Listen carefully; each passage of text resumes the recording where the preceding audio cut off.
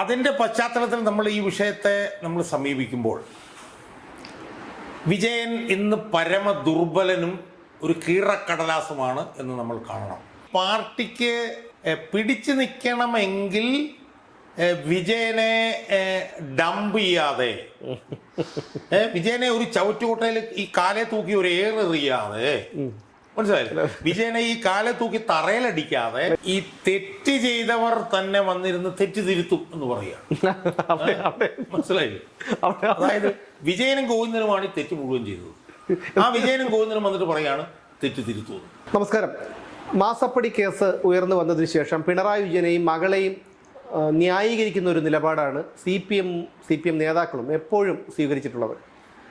അതിനുശേഷം പിണറായി വിജയൻ്റെ മകളുടെ വാടക വീട്ടിൽ ED ഉദ്യോഗസ്ഥർ റെയ്ഡിനെത്തി. അവിടെ നടന്ന അക്രമവും ഒക്കെ നമ്മൾ കണ്ടതാണ്. അപ്പോഴും മകളെയും പിണറായി വിജയനെയും ന്യായീകരിക്കുന്ന ഒരു നിലപാടിലേക്ക് പാർട്ടി നേതാക്കൾ എത്തി. പക്ഷേ പിന്നീട് AK ബാലൻ ഉൾപ്പെടെയുള്ള ആൾക്കാർ, ഈ AK ബാലനെ നമുക്കറിയാം, പിണറായി വിജയൻ എന്ത് കാണിച്ചാലും എന്തു ചെയ്താലും അതിനെ കണ്ണുമടച്ച് ന്യായീകരിക്കുന്ന ഒരു നേതാവായിരുന്നു. ആ AK ബാലൻ പോലും പരോക്ഷമായി പിണറായി വിജയനെ തള്ളുന്ന ഒരു നിലപാടിലേക്ക് കാര്യങ്ങൾ എത്തിയിരിക്കുന്നു എന്നുള്ളതാണ്. അത് AK ബാലൻ മാത്രമല്ല, NN കൃഷ്ണദാസും ജോൺ ബ്രിട്ടാസും അടക്കമുള്ള നേതാക്കൾ ഇപ്പോൾ പിണറായി വിജയനെ പരോക്ഷമായി തള്ളിപ്പറയുന്നതിൻ്റെ സൂചനകൾ കണ്ടു തുടങ്ങിയിരിക്കുന്നു. പക്ഷേ അങ്ങനെ അങ്ങ് പെട്ടെന്ന് പിണറായി വിജയനെ തള്ളിക്കളയാൻ കഴിയുന്ന ഒരാളാണ് പിണറായി വിജയൻ പാർട്ടിയെ സംബന്ധിച്ചിടത്തോളം. കാരണം പ്രത്യേകിച്ചും ഓണർഷിപ്പ് പിണറായി വിജയൻ്റെ കയ്യിലാണ് CPM. അങ്ങനെയൊന്നും നമുക്കിപ്പോൾ പറയാൻ പറ്റില്ല. വെച്ചാൽ ഈ തെരഞ്ഞെടുപ്പ് പരാജയത്തിന് ശേഷമുള്ള വിജയനെയും തെരഞ്ഞെടുപ്പിന് മുമ്പുള്ള വിജയനെയും നമ്മൾ രണ്ടായി കാണണം. ഇപ്പോൾ പാർട്ടിയുടെ ഓണർഷിപ്പ് പിണറായി വിജയൻ്റെലാണ് എന്നുള്ള വാദം ഇപ്പം അതിനൊരു വില കിട്ടും എന്നെനിക്ക് തോന്നുന്നില്ല. എന്ന് മാത്രമല്ല, പാർട്ടിയുടെ നിയന്ത്രണം പിണറായി വിജയൻ്റെ കയ്യിൽ നിന്ന് വളരെ വേഗത്തിൽ തന്നെ അത് പോയിക്കൊണ്ടിരിക്കുന്നു എന്നതിൻ്റെ തെളിവാണ് കഴിഞ്ഞ ഏതാനും ദിവസങ്ങളായി പാർട്ടിയുടെ സമുന്നത നേതാക്കന്മാർ നടത്തിക്കൊണ്ടിരിക്കുന്ന പ്രതികരണങ്ങൾ എന്ന് നമുക്ക് വളരെ കൃത്യമായി നമുക്ക് മനസ്സിലാക്കാൻ കഴിയും. നമ്മൾ ഈ മാസപ്പടി കേസ് ഉയർന്നു വന്ന കാലം മുതൽ ഉള്ള കാര്യം ഒന്ന് പരിശോധിക്കുന്നത് നന്നായിരിക്കും. കാരണം ഇത് 2023 6-ാം മാസത്തിലാണ് ഇൻകം ടാക്സ് ഇൻറ്ററിം സെറ്റിൽമെൻറ്റ് ബോർഡിൻ്റെ ഉത്തരവിൽ ഈ വിജയൻ്റെ മകൾ വീണ കരിമണൽ കമ്പനിയിൽ നിന്ന് 2016 മുതൽ 2019 വരെ അവർക്ക് 5 ലക്ഷം രൂപയും അവരുടെ കമ്പനിക്ക് 3 ലക്ഷം രൂപയും വെച്ച് 1,72,00,000 രൂപയുടെ മാസപ്പടി വാങ്ങി എന്നുള്ള ആ വിവരം പുറത്തു വരും. 2023 അത് ആ വിഷയം പുറത്തു വന്നതിനെ തുടർന്ന് കയറിയിറങ്ങിയും ഈ വിവാദം നിരന്തരമായി പൊതുമണ്ഡലത്തിൽ നിലനിൽക്കുന്നുണ്ടായിരുന്നു എന്നുള്ളത് കൂടി നമ്മൾ കാണണം. അപ്പോൾ ആ വാദം നിലനിന്ന അവസരങ്ങളിലെല്ലാം തന്നെ ഈ പാർട്ടി സംവിധാനം ഒറ്റക്കെട്ടായി ഈ അടിമുടി പാർട്ടി സംവിധാനം പിണറായി വിജയനെയും മകളെയും ഒരു ലജ്ജയുമില്ലാതെ പിന്തുണയ്ക്കുകയായിരുന്നു എന്നുള്ളത് നമ്മൾ കാണണം. പാർട്ടി സംസ്ഥാന സെക്രട്ടേറിയറ്റ് തന്നെ എത്ര പ്രാവശ്യം ഈ വിഷയത്തിൽ പ്രസ്താവന ഇറക്കി. AK ബാലനെ പോലുള്ളവർ വന്ന് ലജ്ജയില്ലാതെ ഇതിനെ ന്യായീകരിച്ചു. MV ഗോവിന്ദൻ ന്യായീകരിച്ചു. എല്ലാവരും ന്യായീകരിച്ചു. MA ബേബി ഉൾപ്പെടെയുള്ളവരെല്ലാവരും ഈ വിഷയം സമൂഹത്തിലേക്ക് വന്നത് മുതലുള്ള സമയങ്ങളിൽ നിരന്തരമായി വിജയനെയും മകളെയും ന്യായീകരിച്ചുകൊണ്ടിരിക്കുകയായിരുന്നു. അങ്ങനെ ന്യായീകരിച്ചുകൊണ്ടിരുന്ന സമയത്ത് തന്നെ ഇതിൻ്റെ ഇരട്ടത്താപ്പ് അന്നും ചർച്ച ചെയ്യപ്പെട്ടുകൊണ്ടിരുന്നു. എന്താണ്?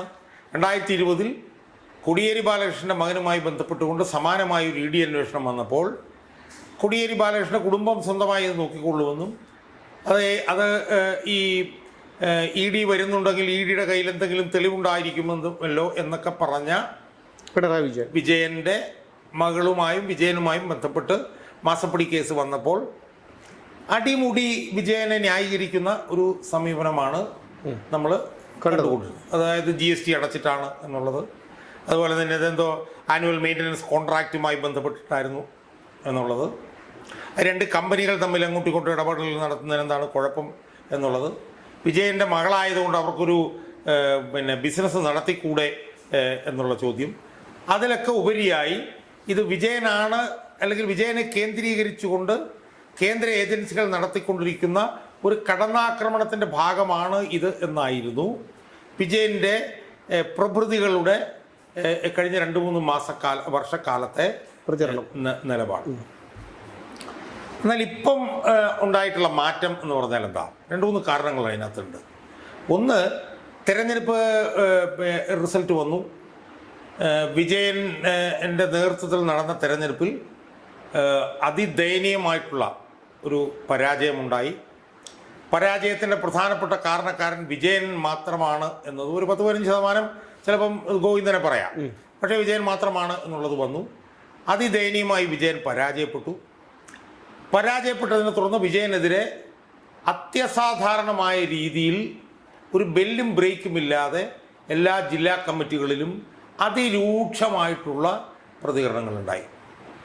വിജയനെതിരെ ഇതുവരെ ഉണ്ടാകാത്ത നിലയിലുള്ള അതിശക്തമായിട്ടുള്ള പ്രതികരണങ്ങളും വിമർശനങ്ങളുമാണ് ഈ കമ്മിറ്റികളിലെല്ലാം നടന്നത്. അപ്പോൾ അതിൻ്റെ പശ്ചാത്തലത്തിൽ നമ്മൾ ഈ വിഷയത്തെ നമ്മൾ സമീപിക്കുമ്പോൾ വിജയൻ ഇന്ന് പരമ ദുർബലനും ഒരു കീറക്കടലാസുമാണ് എന്ന് നമ്മൾ കാണണം. തെരഞ്ഞെടുപ്പിന് മുമ്പ് ഏകാധിപതിയും ഏകഛത്രാധിപതിയുമായിരുന്ന വിജയൻ തെരഞ്ഞെടുപ്പ് കഴിഞ്ഞതോടെ വെറും ഒരു മൂട്ടയായി മാറി എന്നുള്ളത് നമ്മൾ കാണണം. അല്ല, അങ്ങനെ പൂർണ്ണമായി നമുക്ക് അവഗണിച്ച് കളയാൻ കഴിയുമോ? കാരണം അങ്ങനെ ഒരു അവസ്ഥയിലായിരുന്നു പിണറായി വിജയനെങ്കിൽ ED പരിശോധനയ്ക്ക് എത്തിയപ്പോൾ അവിടെ ആക്രമണം നടക്കില്ലായിരുന്നു. ഇന്നലെ നടന്ന സംസ്ഥാന കമ്മിറ്റിയിൽ പോലും ആ തെറ്റുതിരുത്തൽ നയമൊക്കെ വരുന്നുണ്ടെങ്കിലും പിണറായി വിജയനെ കുറ്റപ്പെടുത്താൻ ആരും തയ്യാറായിരുന്നില്ല. ഇതൊക്കെ നോക്കുമ്പോൾ അങ്ങനെ കരുതാൻ കഴിയുമോ? നമ്മളതിനെ അങ്ങനെ തന്നെ കാണണം എന്ന് എനിക്ക് തോന്നുന്നു. കാരണം ഈ വിജയൻ്റെ വീടിൻ്റെ മുന്നിൽ റെയ്ഡ് നടക്കുമ്പോൾ അവിടെ ഒരു ആക്രമണം ഉണ്ടായി എന്ന് പറയുന്നത് അത് വിജയൻ്റെ പിന്തുണയല്ല കാണിക്കുന്നത്, നമ്മൾ മനസ്സിലാക്കണം. അത് വിജയൻ്റെ സമ്പൂർണ്ണ പരാജയമാണ് അത് കാണിക്കുന്നത് എന്ന് നമ്മൾ മനസ്സിലാക്കണം. അത് വിജയൻ്റെ വിജയമായിരുന്നുവെങ്കിൽ വിജയൻ്റെ വീട്ടിൽ റെയ്ഡ് നടക്കുമ്പോൾ സംസ്ഥാനത്തൊട്ടാകെ ചെറുതും വലുതുമായിട്ടുള്ള ആയിരക്കണക്കിന് ചെറുതും വലുതുമായിട്ടുള്ള യോഗങ്ങളും ജാഥകളും നടക്കണമായിരുന്നു.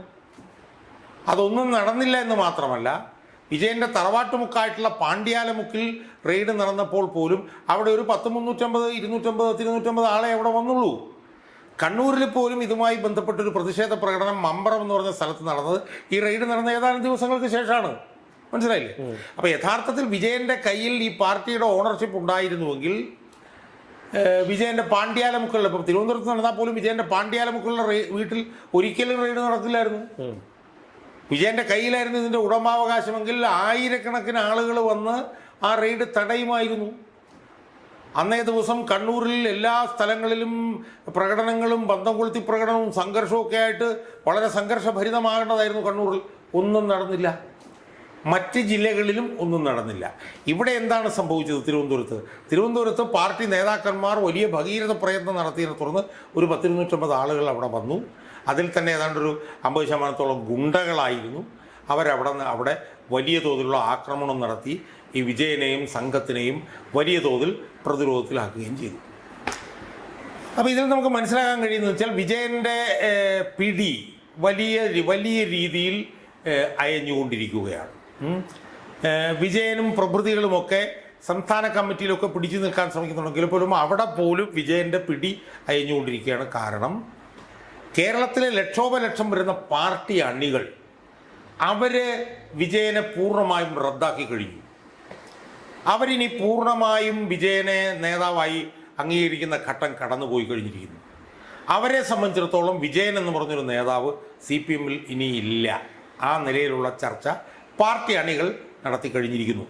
അപ്പോൾ അതുകൊണ്ട് തന്നെ പാർട്ടിയിലുള്ള പിണറായി വിജയൻ്റെ പിടി വലിയ തോതിൽ അയഞ്ഞുകൊണ്ടിരിക്കുന്നു എന്നുള്ളതാണ് ഈ സംഭവവികാസങ്ങൾ കാണിക്കുന്നത്. മറുവശത്ത് ഉണ്ടായിക്കൊണ്ടിരിക്കുന്ന സംഭവം എന്താ? മറുവശത്ത് CPM-ഉം ഈ വിജയൻ ഉൾപ്പെടെയുള്ള ആളുകളും പറഞ്ഞുകൊണ്ടിരുന്നത് ഇത് കള്ളക്കേസാണ്. ഈ കള്ളക്കേസിൽ വിജയൻ CPM-ൻ്റെ നേതാവായതുകൊണ്ട് സംഘപരിവാറിൻ്റെ നേതൃത്വത്തിലുള്ള കേന്ദ്ര ഗവൺമെൻറ് വിജയനെ കുരുക്കാൻ നടത്തുന്ന ശ്രമത്തിൻ്റെ ഭാഗമായിട്ടാണ് ഈ ED അന്വേഷണം എന്നൊക്കെ ആയിരുന്നല്ലോ CPM-ൻ്റെ വാദം. അതെ. പക്ഷെ ആ വാദം തെറ്റാണെന്ന് അർത്ഥശങ്കയ്ക്കിടയില്ലാത്ത വിധം ഇവിടെ തെളിയിക്കപ്പെട്ടുകൊണ്ടിരിക്കുകയാണ്. അതിൻ്റെ 2 കാരണങ്ങളുണ്ട്. ഒന്ന്, ഈ അന്വേഷണം ഇപ്പോൾ നടക്കുന്നത് കോടതി വിധികളുടെ പശ്ചാത്തലത്തിലാണ്. കോടതി വിധികൾ നൽകിയ അംഗീകാരത്തിൻ്റെ പശ്ചാത്തലത്തിലാണ് ഈ ED അന്വേഷണം ഇപ്പോൾ നടന്നുകൊണ്ടിരിക്കുന്നത്. മെയ് 26-ന് സിംഗിൾ ബെഞ്ച് ED അന്വേഷണം തുടരാമെന്ന് പറഞ്ഞു. അതിനുശേഷം ഡിവിഷൻ ബെഞ്ച് ED അന്വേഷണം തുടരാമെന്ന് പറഞ്ഞു. അതിനെ തുടർന്ന് പിന്നെ ഈ കേസുമായി ബന്ധപ്പെട്ടുകൊണ്ട് ഏതാണ്ട് 136ഓളം രേഖകൾ വേണം എന്ന് പറഞ്ഞുകൊണ്ട് എറണാകുളം അഡീഷണൽ സെഷൻസ് കോടതി 7-ൽ ED അപേക്ഷ സമർപ്പിച്ചു. അതും കോടതി അനുകൂലിച്ചു. അപ്പം നമ്മൾ ആദ്യമായി കണ്ടൊരു പ്രധാനപ്പെട്ട സംഭവം എന്ന് പറയുന്നത് നേരത്തെ ഉണ്ടായിരുന്നതിൽ നിന്നും നേരത്തെ സത്യം പറഞ്ഞാൽ ഈ കേസന്വേഷണം തടയുന്നതിന് വേണ്ടിയിട്ടുള്ള നടപടികളാണ് കോടതികളിൽ നിന്ന് നിർഭാഗ്യവശാൽ വന്നുകൊണ്ടിരുന്നതെങ്കിൽ ഇപ്പോൾ കോടതികളിൽ നിന്ന് ഈ അന്വേഷണം വളരെ ദ്രുതഗതിയിൽ മുന്നോട്ട് കൊണ്ടുപോകാൻ സഹായിക്കുന്ന നടപടികളാണ് ഹൈക്കോടതി ഡിവിഷൻ ബെഞ്ചിൽ നിന്നും ഹൈക്കോടതി സിംഗിൾ ബെഞ്ചിൽ നിന്നും എറണാകുളത്തെ കീഴ്ക്കോടതികളിൽ നിന്നൊക്കെ വന്നുകൊണ്ടിരിക്കുന്നത്. അപ്പോൾ ഇതിൽ കാണുന്ന ഒരു പ്രധാനപ്പെട്ട വിഷയം എന്ന് പറയുന്നത് ഇതിനകത്ത് സത്യമുണ്ട് എന്ന തോന്നലിന് ഒരു പ്രധാനപ്പെട്ട കാരണം കോടതികളുടെ സമീപനത്തിൽ വന്ന മാറ്റമാണ്. കാരണം ഇതേ കോടതികളാണ് വിജയ് മുഖ്യമന്ത്രിയായിരുന്നപ്പോൾ ഈ കേസ് അന്വേഷണം തടസ്സപ്പെടുത്തിക്കൊണ്ടിരുന്നത്. ഇപ്പോൾ ഹൈക്കോടതിയിലെ ഇപ്പോൾ ഈ മെയ് 26-ന് വന്ന ഈ കേസ് തന്നെ 1.5 വർഷക്കാലമായി ഹൈക്കോടതിയിൽ പെൻഡിങ് ആയിരുന്നു. CBI അന്വേഷണത്തിൻ്റെ ഒരു കേസ് ഇപ്പോഴും ഹൈക്കോടതിയിൽ പെൻഡിങ് ആയിട്ട് കിടപ്പുണ്ട്. എന്നാൽ അതിൽ നിന്നും കോടതിയുടെ നിലപാടിൽ വലിയ തോതിലുള്ള ഒരു മാറ്റം ഉണ്ടായി. അത് CPM-നെ പ്രതിരോധത്തിലാക്കി. രണ്ടാമത്തെ പ്രധാനപ്പെട്ട പ്രശ്നം എന്ന് പറയുന്നത് ഈ കേസിൽ അർത്ഥശങ്കയ്ക്കിടയില്ലാത്ത തെളിവുകളുടെ ഒരു കുത്തൊഴുക്ക് തന്നെ ഈ കേസിൽ ഇപ്പോൾ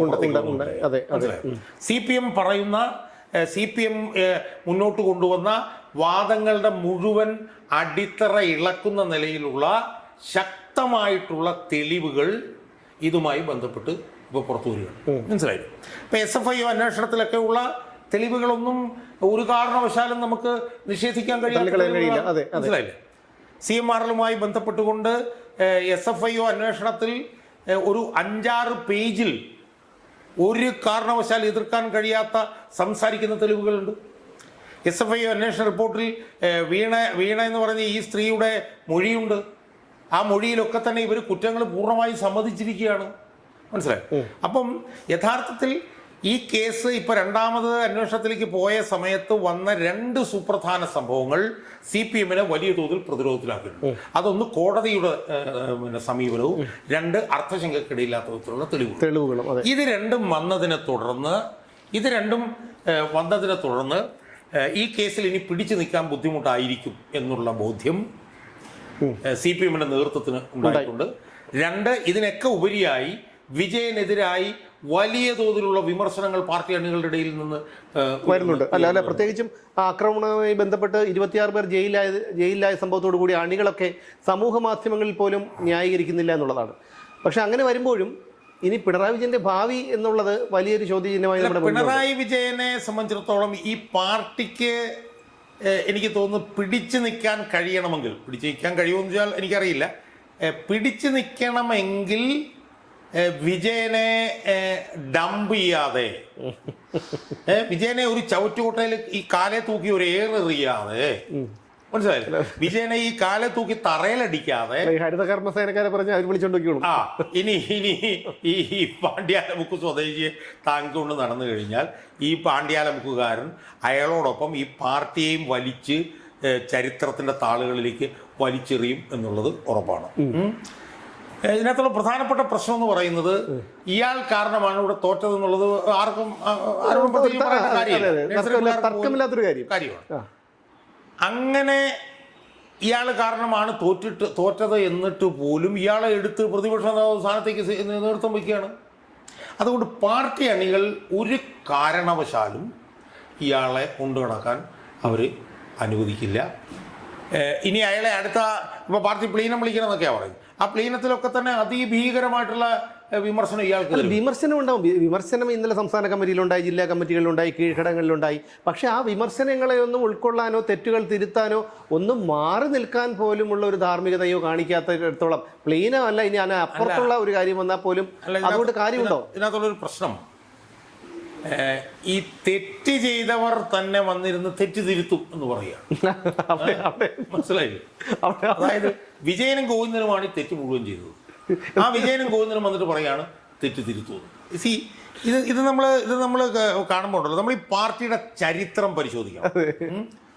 പാർട്ടി പിളർന്ന സമയത്തിന് ശേഷമുള്ള പാർട്ടിയുടെ ചരിത്രം കൊണ്ട് നോക്കിക്കഴിഞ്ഞാൽ ഒട്ടനവധി നേതാക്കന്മാരുടെ കാര്യത്തിൽ തെറ്റുതിരുത്തൽ ഉണ്ടായിട്ടുണ്ട്. ഇപ്പോൾ സായുധ വിപ്ലവത്തിലൂടെ പാർട്ടി അധികാരത്തിൽ വരണമെന്ന് പറഞ്ഞ് BT രണതുവേ ഉള്ളൂ. അയാൾക്കെതിരെ പാർട്ടി പിളർന്ന അധികം കാലത്തിന് മുമ്പ് നടപടിയെടുത്ത പാർട്ടി ബ്രാഞ്ചിലേക്ക് തരം താഴ്ത്തിയിട്ടുണ്ട്. മനസ്സിലായോ? അതിനുശേഷം എത്രയോ നടപടികൾ ഈ പാർട്ടിയിൽ ഉണ്ടായിരിക്കുന്നു. ഇപ്പൊ കെ എൻ രവീന്ദ്രനാഥ് എന്ന് പറഞ്ഞ അധികായനായിട്ടുള്ള നേതാവിനെ പാർട്ടിയുടെ സംസ്ഥാന സെക്രട്ടറി വരെ ആക്കാം എന്ന് ഞാനതിലേക്ക് വരാം. EMS കെ എൻ രവീന്ദ്രനാഥിനെ പാർട്ടിയുടെ സംസ്ഥാന സെക്രട്ടറി വരെ ആക്കാമെന്ന് പറഞ്ഞതാണ്. ആ കെ എൻ രവീന്ദ്രനാഥും താഴെത്തട്ടിൽ ബ്രാഞ്ചിലേക്ക് പോയിട്ടുണ്ട്. MM ലോറൻസ് പോയിട്ടുണ്ട്. എത്രയോ പേരെ ഈ പാർട്ടി നടപടിയെടുത്ത് പുറത്താക്കിയിട്ടുണ്ട്. 80കളുടെ മധ്യത്തിൽ MB രാഘവനെ പാർട്ടി നടപടിയെടുത്ത് പുറത്താക്കി. അവസാനമാണ് സുമേഷ് പറഞ്ഞ VS അച്യുതാനന്ദൻ നടപടി ഉണ്ടായല്ലോ. അവസാനം 2010 VS അച്യുതാനന്ദനെ ലാവലിൻ കേസിൽ പാർട്ടിയുടെ കേന്ദ്ര കമ്മിറ്റിയിൽ നിന്ന് ഒഴിവാക്കി. നിർഭാഗ്യവശാൽ അദ്ദേഹത്തിന് മരിക്കുന്നത് വരെ കേന്ദ്ര പോളിറ്റ് ബ്യൂറോയിലേക്ക് തിരിച്ചു വരാൻ പോലും അങ്ങനെ കഴിഞ്ഞില്ല എന്നുള്ളതാണ്. ഈ പാർട്ടിയുടെ ചരിത്രം നമ്മളെടുത്ത് പരിശോധിച്ചാൽ ഈ പാർട്ടിയുടെ തെറ്റുതിരുത്തലിന്റെ ഭാഗമായി സമുന്നതരായിട്ടുള്ള ഒരുപാട് നേതാക്കന്മാർ ഈ പാർട്ടിയിൽ നടപടിക്ക് വിധേയരായിട്ടുണ്ട്, ഈ പാർട്ടിയിൽ നിന്ന് പുറത്തു പോയിട്ടുണ്ട്. ഇതാണ് ഈ പാർട്ടിയുടെ ചരിത്രം. അപ്പം അതുകൊണ്ട് ഈ പാർട്ടി തെറ്റ് തിരുത്തുകയാണെങ്കിൽ തെറ്റ് ചെയ്തവനെല്ലാം തൂക്കിയെടുത്ത് ദൂരെ കളയാൻ പറ്റണം ഈ പാർട്ടിക്ക്. അല്ല, തെറ്റ് ചെയ്തു എന്ന് അവർക്ക് ഇപ്പോഴും ബോധ്യമില്ലല്ലേ? അവർക്ക് ബോധ്യമുണ്ട്, പക്ഷേ തുറന്ന് സമ്മതിക്കാൻ തയ്യാറല്ലല്ലോ. അല്ല, ഞാൻ പറഞ്ഞു വരുന്നത് ഈ പാർട്ടിയിൽ ഇപ്പോൾ കാണുന്ന ഒരു ഒരു ഒരു ഒരു ഒരു അസംബന്ധ നാടകം എന്താണെന്ന് ചോദിച്ചാൽ, തെറ്റ് തിരുത്തിയവർ തെറ്റ് ചെയ്ത് ഈ പാർട്ടിയെ ഈ മൂലക്കിരുത്തിയവർ തന്നെ വന്നിരുന്നിട്ട് അവർ പറയുകയാണ് തെറ്റ് തിരുത്തും. അതായത് ഇപ്പം സുമേഷ് ഒരു സ്ത്രീയോട് അപമര്യാദയായി പെരുമാറി കമ്മികൾ ഇത് കേൾക്കണം, എന്നിട്ടാണ് അതിനെ കട്ട് ചെയ്തിട്ട് വേറെ എന്തെങ്കിലും പ്രശ്നം. സുമേഷ് ഒരു സ്ത്രീയോട് അപമര്യാദയായി പെരുമാറി എന്നുള്ള ആരോപണം വരുന്നു. സുമേഷ് വന്നിരുന്നിട്ട് പറയണം ഞാൻ തെറ്റ് തിരുത്തും. ഇവിടെ സുമേഷ് ഒരു സ്ത്രീയോട് അപമര്യാദയെ പെരുമാറിയെങ്കിൽ അതിനുള്ള ശിക്ഷ സുമേഷ് കിട്ടണം. ആ ശിക്ഷ താൻ അർഹനാണെന്നും താൻ ആ സ്ഥാനത്തിരിക്കാതെ മാറി നിൽക്കുമെന്ന് പറയുന്നതിന് പകരം ഈ ആരോപണ വിധേയനായിട്ടുള്ള ഈ തെറ്റ് ചെയ്തിട്ടുള്ള സുമേഷ് തന്നെ വന്നിരുന്നിട്ട് പറയണം ഞാൻ തെറ്റ് തിരുത്തും. മനസ്സിലായോ? പിണറായി വിജയന്റെ വൃത്തികേടുകൾ കൊണ്ടും പിണറായി വിജയന്റെ ഏകാധിപത്യം കൊണ്ടും ജനവിരുദ്ധത കൊണ്ടുമാണ് ഈ പാർട്ടി തോറ്റത്. സ്വാഭാവികമായും അതിന്റെ തെറ്റ് തിരുത്തലിന്റെ അടിസ്ഥാനം എന്ന് പറയുന്നത് എന്താണ്? പിണറായി വിജയനെ തൂക്കിയെടുത്ത് ദൂരെ കളയുക എന്നുള്ളതാണ്. അല്ല, ഈ രണ്ട് കാര്യങ്ങൾ, അതായത് പയ്യന്നൂരിലും തളിപ്പറമ്പിലും ഒക്കെ നമുക്ക് അമ്പലപ്പുഴയിലും ഒക്കെ നമുക്ക് തിരുത്താവുന്ന വിഷയങ്ങളായിരുന്നു. പക്ഷെ അതൊന്നും തിരുത്താത്തത് കൊണ്ടാണ് അവിടെ ആ തിരിച്ചടി ഉണ്ടായത്. ഈ കനത്ത തിരിച്ചടി ഈ തെരഞ്ഞെടുപ്പിൽ നേരിട്ടപ്പോഴെങ്കിലും ഇവർക്ക് ഈ പാർട്ടിയോട് അല്പമെങ്കിലും കൂറുണ്ടെങ്കിൽ, അതായത് ധർമ്മടത്തെ ഈ പാണ്ഡ്യാനമുക്കിലെ പഴയ വിജയനെ, ഒരു കള്ളുചിത്ത തൊഴിലാളിയുടെ മകനായ വിജയനെ ഇന്നത്തെ നിലയിൽ എത്തിച്ചത് ഈ പാർട്ടിയാണ്. ആ പാർട്ടിയോട് ഒരല്പമെങ്കിലും കൂറുണ്ടായിരുന്നെങ്കിൽ ധാർമ്മികത മുന്നിൽ നിർത്തി ആ മനുഷ്യനൊന്നും മാറി നിൽക്കേണ്ടതായിരുന്നില്ലേ? ഗോവിന്ദൻ വിസിലുമതി കബഡി കളിച്ചു കിടന്ന ഗോവിന്ദൻ പാർട്ടി സെക്രട്ടറി ആയിട്ട് അയാൾക്ക് മാറി നിൽക്കാമായിരുന്നില്ലേ? നമ്മൾ അങ്ങനെയൊന്നും ചർച്ച ചെയ്യുന്നതിൽ യാതൊരു യുക്തിയുമില്ല. കാരണം ഈ പാർട്ടിയെ ഈ നിലയിൽ എത്തിച്ചവർ തങ്ങൾ തന്നെ ആ സ്ഥാനത്ത് തുടരും എന്ന് യാതൊരു ഉളുപ്പുമില്ലാതെ ലജ്ജയുമില്ലാതെ പറഞ്ഞുകൊണ്ടിരിക്കുന്നതാണ് നമ്മൾ കാണുന്നത്. മനസ്സിലായോ? പിന്നെ നമ്മൾ പറയും ഇവരൊക്കെ മാറി നിൽക്കണം എന്ന് പറയും. ഇപ്പോൾ ഗോവിന്ദൻ മാറി, വിജയൻ മാറി, സംസ്ഥാന സെക്രട്ടേറിയറ്റ് മാറി, സംസ്ഥാന കമ്മിറ്റി മാറി എന്ന് നമ്മൾ കരുതുക. ആരാണ് വരാൻ പോകുന്നത്? മനസ്സിലായില്ലേ? ഇപ്പോൾ വിജയൻ പോയാൽ വരാൻ പോകുന്നത് ആരാ? വിജയൻ പോയി കഴിഞ്ഞാൽ ചിലപ്പോൾ M സ്വരാജ് എന്ന് പറഞ്ഞൊരുത്തരുണ്ട്. അവന്റെ വിവരം നമ്മൾ കണ്ടിട്ടുള്ളതാണ്. അതായത് V കുഞ്ഞികൃഷ്ണൻ കള്ളനാണെന്ന് പറഞ്ഞവനാണ്. കുറിച്ച് പറഞ്ഞതാണ്. ക്യാപിറ്റൽ പണിഷ്മെന്റ് കൊടുക്കണമെന്ന് പറഞ്ഞവനാണ്, അവനാണുള്ളത്. പിന്നെ ഒന്ന് P രാജീവ് എന്ന് പറഞ്ഞ് 8 നിലയിൽ പൊട്ടിയവനാണ്. പുള്ളി പറയുന്നത് പുള്ളിക്ക് പോലും മനസ്സിലാവാത്തൊരവസ്ഥയിലാണ് കാര്യങ്ങൾ പോകുന്നത്. മനസ്സിലായി? അപ്പൊ ഈ നിലയിൽ എല്ലാം ഒരുമാതിരി ഏഴാം കൂലികളും ഒരുമാതിരി കാൽ പൈസയ്ക്ക് വിലയില്ലാത്തവന്മാരുമാണ് ഇതിനകത്ത് ഇരിക്കുന്നത്. മനസ്സിലായി? അപ്പൊ അതുകൊണ്ട് തന്നെ ഇത് തെറ്റ് ചെയ്തവൻ പോയി പുതിയൊരുത്തൻ വരണം എന്ന് പറയുമ്പോൾ പോലും എടുക്കാൻ കഴിയാത്ത തിരിവുകളുടെ ഒരു കൂട്ടമായി ഈ പാർട്ടി അധപ്പതിച്ചിരിക്കുന്ന സാഹചര്യത്തിൽ ഇത് കണ്ട് ചിരിച്ചുകൊണ്ട് നിൽക്കാൻ മാത്രമേ നമുക്ക് കഴിയുള്ളൂ. പക്ഷെ ഒരു കാര്യം ഞാൻ പറഞ്ഞേക്കാം, ഇതിലത്തെ പാർട്ടി CPM-ന്റെ പാർട്ടി അടിത്തട്ടിലെ പാർട്ടി അണികൾ, യഥാർത്ഥത്തിൽ അടിത്തട്ടിലെ പാർട്ടി അണികൾ എന്ന് പറഞ്ഞു കഴിഞ്ഞാൽ അവരെ പ്രതിനിധീകരിക്കുന്നത് യഥാർത്ഥത്തിൽ V കുഞ്ഞികൃഷ്ണനെ പോലുള്ള ആളുകളാണ്. V കുഞ്ഞികൃഷ്ണനെ പോലുള്ള ആളുകളുടെ മനസ്സുള്ളവരാണ് ഈ പാർട്ടിയിലെ ബഹുഭൂരിപക്ഷവും താഴെത്തട്ടിലെ ആളുകളും. മനസ്സിലായോ? അവരുടെ ഒരു വലിയ വിപ്ലവം നടക്കാൻ പോവുകയാണ് എന്നാണ് ഞാൻ വിശ്വസിക്കുന്നത്. അവരിനി അവർക്ക് കിട്ടുന്ന അവസരത്തിൽ ഈ പറഞ്ഞവന്മാരെല്ലാം തൂക്കിയെടുത്ത് അവന്മാർ ദൂരെ എറിയും. ആര് പിന്നീട് തിരിച്ചു വരുമെന്നോ ഒന്നും എനിക്കറിയത്തില്ല. എന്നെ സംബന്ധിച്ചിടത്തോളം ഇന്നത്തെ ഒരു നിലയിലാണ് ഇത് പോകുന്നതെങ്കിൽ ഇതിന് തിരിച്ചു വരവ് സാധ്യത അസാധ്യമാണ് എന്നാണ് ഞാൻ മനസ്സിലാക്കുന്നത്. കാരണം തിരിച്ചു വരാൻ എന്തെങ്കിലും പിന്നെ ശ്രമമുണ്ടായിരുന്നുവെങ്കിൽ ഈ തോറ്റ ഞങ്ങളിത് എല്ലാവരും മാറുക എന്ന് പറയുമായിരുന്നു. അങ്ങനെ പറയുന്നില്ല എന്ന് മാത്രമല്ല, ഭരണവിരുദ്ധ വികാരമില്ലായിരുന്നു എന്നൊക്കെയാണ് ഭ്രാന്ത് പിടിച്ചവന്മാർ പറയുന്നത്. ഞാൻ പറഞ്ഞു ഇതെന്തൊരു, ഇതിനെ എങ്ങനെയാണ് കമ്മ്യൂണിസ്റ്റ് പാർട്ടി നമുക്ക് വിളിക്കാൻ കഴിയും? അല്ല, അവിടെയാണ് ഞാൻ പറഞ്ഞത്. ഇപ്പം നമ്മൾ ഈ ചില കടകളിൽ കച്ചവടം കുറയുമ്പോഴത്തേക്ക്, ഈ ഹോട്ടലിലൊക്കെയാണ് കച്ചവടം കുറയുമ്പോൾ ആ ഹോട്ടൽ ചിലപ്പോൾ അവരൊരു മുറുക്കാൻ കടയായിട്ടോ അല്ലെങ്കിൽ വേറെ എന്തെങ്കിലുമൊക്കെ തുണിക്കടയായിട്ടോ എന്തെങ്കിലുമൊക്കെ ആക്രി സാധനങ്ങളൊക്കെ വിൽക്കുന്ന കടകളായിട്ടൊക്കെ ഒരു രൂപാന്തരം. അപ്പോൾ ഇതിൻ്റെ ഈ ബോർഡ് മാത്രം ഒന്ന് മാറ്റിയാൽ മതി. ഇപ്പോൾ എന്താണ്, മുരുകവിലാസം ഹോട്ടലിന് മുരുകവിലാസം ആക്രിക്കടയെന്നോ മറ്റോ ആക്കും. അതുപോലെ എനിക്ക് പറയാനുള്ളത്, ഈ CPM എന്നുള്ള പാർട്ടി പിരിച്ചുവിട്ടിട്ട് അതൊരു ഈ കൊട്ടേഷനൊക്കെ ഏറ്റെടുക്കുന്ന അംഗീകൃത സംഘമായിട്ട് അതിനെ രജിസ്റ്റർ ചെയ്യണം. അതായത് തല്ലി കൊല കൊട്ടേഷൻ ഭീഷണി ഊച്ചാളിത്തറ ഇതൊക്കെ ഏറ്റെടുക്കുന്ന ഒരു. അതുകൊണ്ട് എനിക്ക് തോന്നുന്നു CPM-ന്റെ കേരളത്തിലെ കാലാവധി ഏതാണ്ട് കഴിഞ്ഞു. ഏതാണ്ട് ഒരുമാതിരി എക്സ്പയറി ഡേറ്റ് കഴിഞ്ഞു എന്ന് നമുക്ക് മനസ്സിലാക്കാമെന്ന് എനിക്ക് തോന്നുന്നു.